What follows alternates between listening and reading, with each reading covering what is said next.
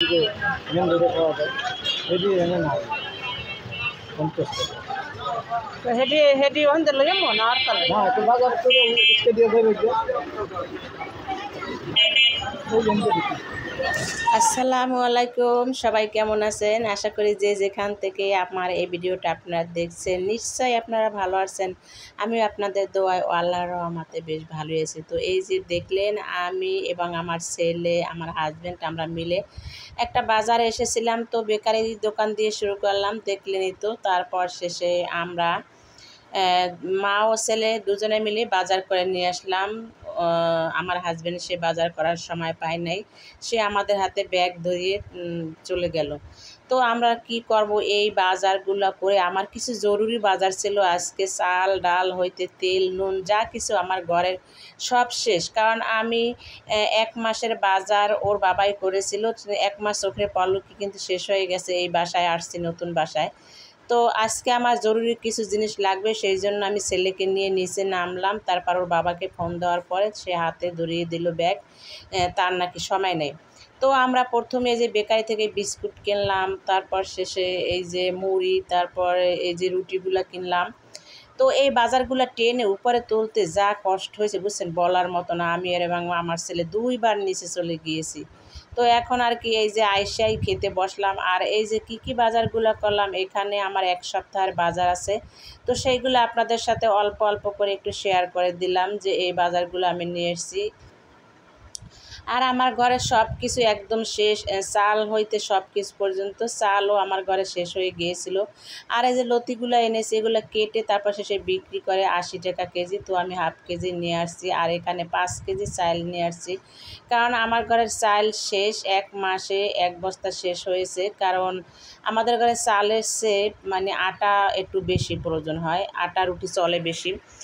তারপর শেষে এই যে ডিমগুলো আমি এনে একদম ভিজিয়ে রাখছি। এখন আমি এই যে দেখেন ধুইতেছি, আমি সব সময় ডিম ধুইয়ে তারপর শেষে তো আমি বাজারগুলো গুছাইতেছিলাম আর বলতেছিলাম যে এখন থেকে হিসাব করে খেতে হবে, হিসাবের বাইরে কোনো কিছু অপচয় করা চলবে না। তো ওর বাবা বলছিল যে ও আজকে একদিন বাজার করেই তোমার কষ্ট লাগছে আর সেই জন্যই তুমি এই কথা বলছো। আমি বললাম যে না, তুমি হয়েছো শয়তানের কী জানি বলে না, অপচয়কারী, মানে মানে ঘরে সব কিছু উনি অপচয় করে বেশি।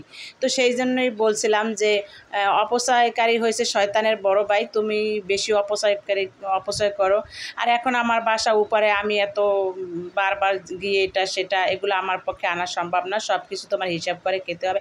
এখন থেকে একদম করি ঘরে যা আমি যা বলবো সেটাই চলবে। তো ওর বাবা হাসতেছিল যে ও একদিন বাজার করেই তুমি একদম সংসার করি ফেলেছো।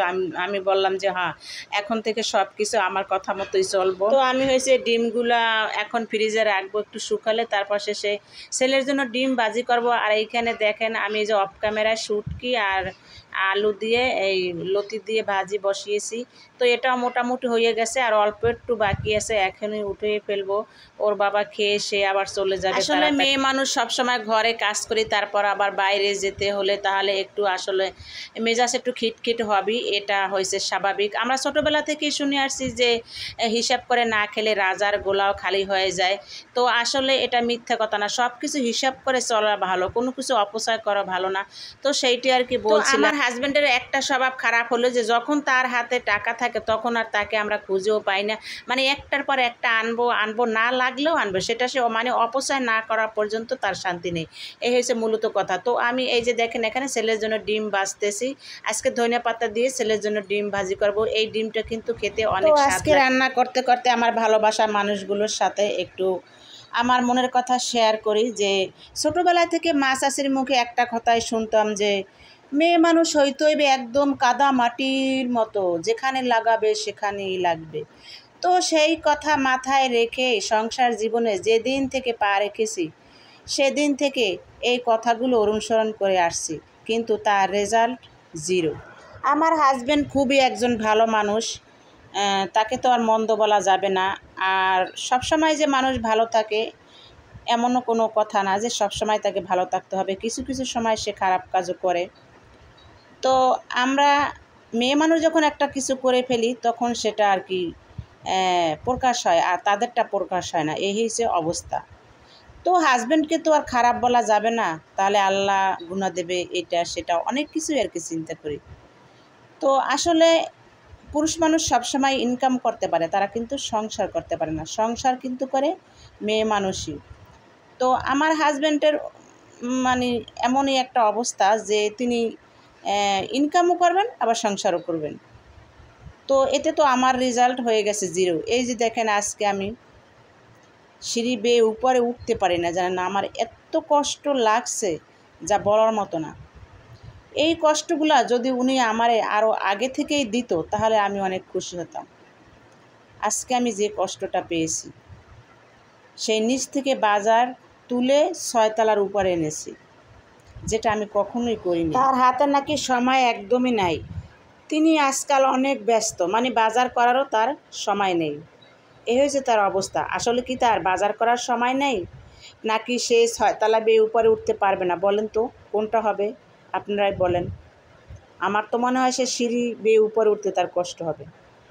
এমনিতেই সে সকালে যায় এখন আর রাত্রে আসে, দুপুরে বাসায় খাওয়া দাওয়া করে না, কারণ সিঁড়ি বেয়ে তার উপরে উঠতে হবে সেই জন্য।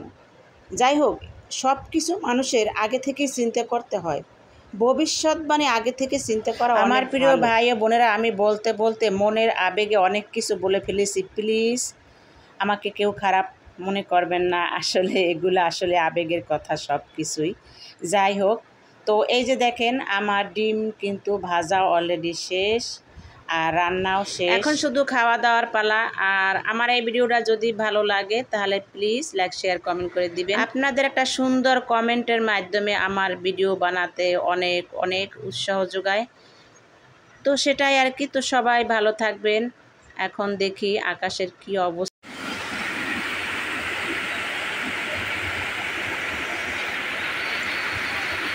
দেখুন বৃষ্টি কারে বলে,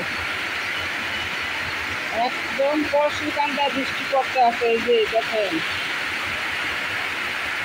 প্রায় 2-3 দিন ছিল বৃষ্টি হয় নাই, রাস্তাঘাট একটু শুকাই ছিল, কিন্তু আবার দেখেন আজকে আবার নামছে একদম দুপুরবেলা। এখন বাজে হয়তো 12টার মতো বাজে, প্রচুর বৃষ্টি হইতেছে। আর আকাশের অবস্থা দেখেন একদম মেঘলা, মনে হয় আরো অনেক বৃষ্টি হবে আজকে। এই দিকটা দেখেন রুমা আর ঝুমা, কিছু দেখা যাইতেছে না। এই যে দেখেন দেখেন কিছুই দেখা যাইতেছে না, গাছপালা বিল্ডিং।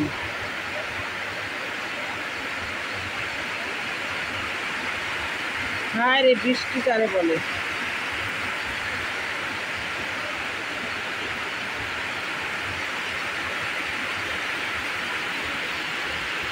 তো এই 2 দিন বেশ গরম পড়তেছিল, তো ভাবছিলাম বৃষ্টি হয়তো নামবে, তো আজকে নামছে। দেখেন ওই দিকে আকাশের অবস্থা দেখেন, কিছুই দেখা যাইতেছে না, এত পরিমাণে বৃষ্টি হইতে যাচ্ছে। আমার ছেলে স্কুলে গেছে, কীভাবে যে আসবে, মনে হয় ছুটির টাইম ওর হয়ে গেছে।